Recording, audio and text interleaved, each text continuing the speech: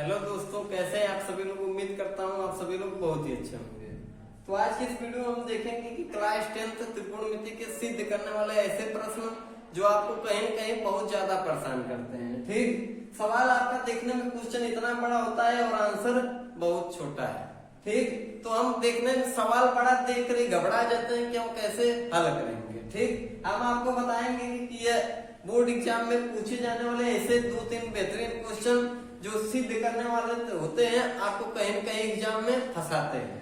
तो आपको फंसना नहीं है, आप बहुत आसान तरीके से देखेंगे। ठीक, तो यहाँ पे हम देख रहे हैं एक सवाल हमारा कहता है कि 1 माइनस साइन थीटा और दूसरे कोष्टक में 1 प्लस साइन थीटा, तीसरे कोष्टक में 1 प्लस टेन स्क्वायर थीटा और बराबर 1।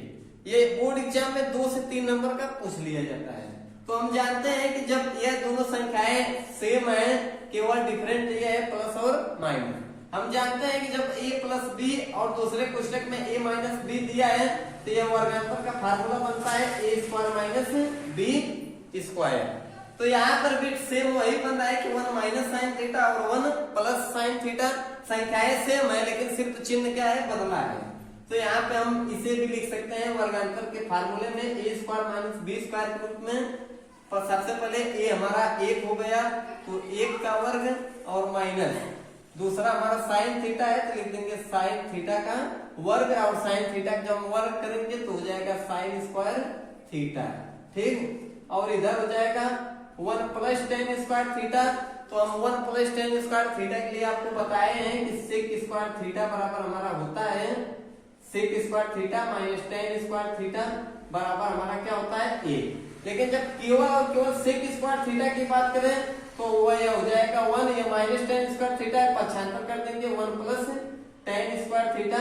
ये आपका 2 फार्मूला यहाँ पे है, तो आपको ये याद कर लेना है कि कहीं पर भी 1 प्लस टेन स्क्वायर थीटा मिलता है तो उसे हम डायरेक्ट लिख सकते हैं सेक स्क्वायर थीटा। तो ये 1 प्लस टेन स्क्वायर थीटा दिया है तो इसका मान पूरा पूरा उठा के हम क्या रख देंगे, सेक स्क्वायर थीटा। तो इसे हम लिख देते हैं सेक स्क्वायर थीटा। ठीक, हम ये बाएं पक्ष से चलेंगे, दाहिने पक्ष वाला मान निकालेंगे। तो देखिए 1 का वर्ग करेंगे तो हमेशा क्या आएगा 1। आपसे यह भी बताया है कि इसका फार्मूला होता है कि साइन स्क्वायर थीटा और प्लस कास स्क्वायर थीटा बराबर इसका मान क्या होता है 1। लेकिन जब केवल और केवल कास स्क्वायर थीटा का मान पूछे तो इसका पक्षांतर कर देंगे 1 या प्लस साइन स्क्वायर इधर लाएंगे माइनस साइन स्क्वायर थीटा। ठीक, माइनस साइन स्क्वायर थीटा। तो कहने का तात्पर्य है कि जो 1 माइनस साइन स्क्वायर थीटा है इसको हम पूरा पूरा क्या लिख सकते हैं, कास स्क्वायर थीटा। यह फार्मूला है, आपको याद कर लेना है कि कास स्क्वायर थीटा का मान कहीं मिलता है तो उसे हम 1 माइनस साइन स्क्वायर थीटा रख देंगे। 1 माइनस साइन स्क्वायर थीटा मिलता है तो उसे लिख देंगे कास स्क्वायर थीटा। तो इसका पूरा पूरा मान निकल कर आ जाएगा कास स्क्वायर थीटा। तो इसे हम लिख देंगे कास स्क्वायर थीटा। ये पूरा पूरा निकल कर आ गया कास स्क्वायर थीटा और इंटू मतलब गुणा होता है सेक स्क्वायर थीटा। हम आपसे पहले ही बताए हैं कि सेक स्क्वायर थीटा बराबर क्या होता है। अब यहाँ पे सेक किसका व्युत्क्रम है, कास थीटा का, तो सेक थीटा बराबर होता है 1/कास थीटा। आपको याद कर लेना है कि सेक थीटा बराबर क्या होता है व्युत्क्रम में 1/कास थीटा। तो सेक स्क्वायर थीटा को हम लिख देंगे 1/कास स्क्वायर थीटा। तो यहाँ पे कास स्क्वायर थीटा से कास स्क्वायर थीटा पूरा पूरा कट जाएगा और आंसर हमारा निकल कर आ जाएगा 1। ठीक, तो यहाँ पे हमारा यहाँ पे आंसर निकल कर आ गया 1। तो हम इसे आप लिख सकते हैं कि RHS बराबर LHS। ठीक, इसका मान पूरा पूरा निकल कर आए तो 1 बराबर 1। कहने का मतलब यह है कि दाहिने पक्ष और बायां पक्ष हमारा यह सिद्ध हुआ कि दोनों पक्ष क्या है हमारे बराबर। तो ये त्रिकोणमिति सिद्ध करने वाले क्वेश्चन से अब हम कोई दूसरा क्वेश्चन लेते हैं।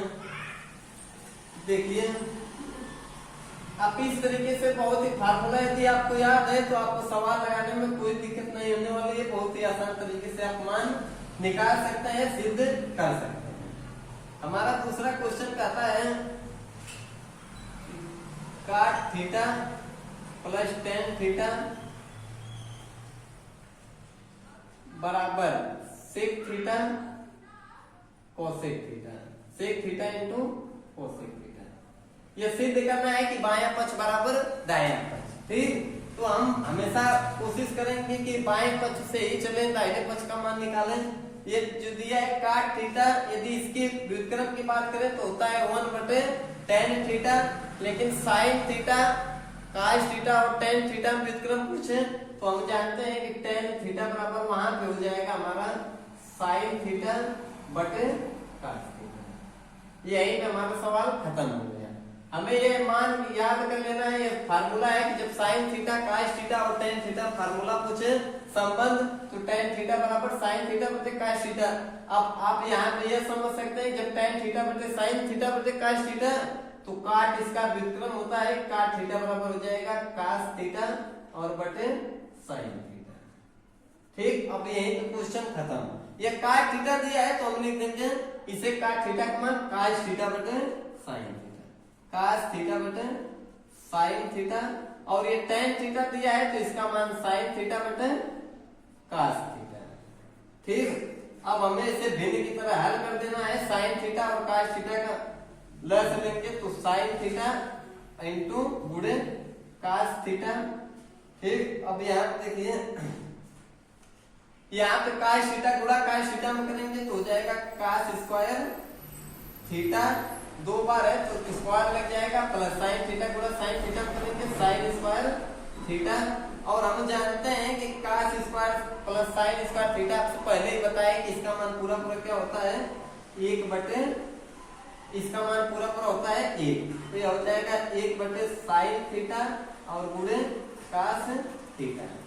इसे आप लिख सकते हैं कि बराबर अलग अलग करके 1 बटे sin थीटा और गुणे 1 बटे cos थीटा। जब इसका हम पूरा पूरा मान रख देंगे, ये किसका व्युत्क्रम है cosec थीटा, cosec थीटा बराबर होता है 1 बटे sin थीटा, तो ये cosec थीटा, और 1 बटे cos थीटा किसका व्युत्क्रम होता है sec थीटा। ठीक, तो ये हमारा पूरा पूरा मान यही निकल के क्या हुआ, सिद्ध हो गया। sec थीटा बराबर इनटू cosec थीटा, आप लिख सकते हैं कि RHS बराबर LHS। इस तरीके से बहुत सी आसान तरीके से आप सिद्ध कर सकते हैं। हम बात करेंगे तीसरे और आखिरी सवाल की। ठीक है, आप इसको स्क्रीनशॉट ले सकते हैं। ये बोर्ड एग्जाम में बहुत ही मोस्ट इंपोर्टेंट क्वेश्चन है, ये 2 से 3 नंबर का बोर्ड एग्जाम में पूछा जाता है। यदि 2-3 नंबर आपके लिए बहुत ही इंपॉर्टेंट है, क्योंकि मार्क्स जो होते हैं 1-2 नंबर से आप कई लोगों से पीछे हो सकते हैं। ठीक, हमारा तीसरा क्वेश्चन कहता है कि 1 बटे 1 माइनस cos थीटा और प्लस 1 बटे 1 प्लस cos थीटा अब बराबर सिद्ध करना है कि 2 cosec square theta, 2 cosec square theta. आपको इसमें भी करना कुछ नहीं है, सीधे सीधे आपको एलसीएम ले लेना है। एलसीएम जब लेंगे तो हो जाएगा 1 प्लस cos थीटा और दूसरे पुस्तक में 1 माइनस cos थीटा, और इसका इसमें तिर्यक गुणा और इसका इसमें, जब 1 प्लस cos थीटा गुणा करेंगे तिर्यक तो 1 एक नाम 1 होगा, हो जाएगा 1 प्लस cos थीटा, और 1 माइनस cos थीटा के 1 में गुणा तो 1 माइनस cos थीटा। आप देख रहे हैं प्लस cos थीटा और माइनस cos थीटा कट जाएगा, यह 1 हो जाएगा 2। अब यहाँ पे हम थोड़ा समझेंगे, या वर्गांतर फार्मूला बन रहा है 1 plus cos theta 1 minus cos theta, तो इसे हम लिख देंगे 1 का वर्ग और माइनस cos थीटा का वर्ग करेंगे तो हो जाएगा cos स्क्वायर थीटा। आप इसे लिख सकते हैं कि 2 बटे 1 का वर्ग करेंगे तो हमेशा क्या आएगा 1।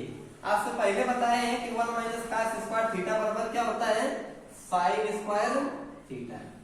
आपसे बताए हैं कि sin स्क्वायर थीटा बराबर 1 माइनस cos स्क्वायर थीटा। अभी पिछले सवाल में बताया, ये फार्मूला आपको हमेशा याद करना है। तो यह हो जाएगा 2 गुणे, इसे आप लिख सकते हैं कि 1 बटे sin स्क्वायर थीटा। इसे हम लिख देंगे 2। व्युत्क्रम की बात करें तो 1 बटे sin स्क्वायर थीटा, अभी पिछले ही सवाल में बताया कि 1 बटे sin स्क्वायर थीटा किसका व्युत्क्रम है cosec स्क्वायर थीटा का, cosec स्क्वायर थीटा।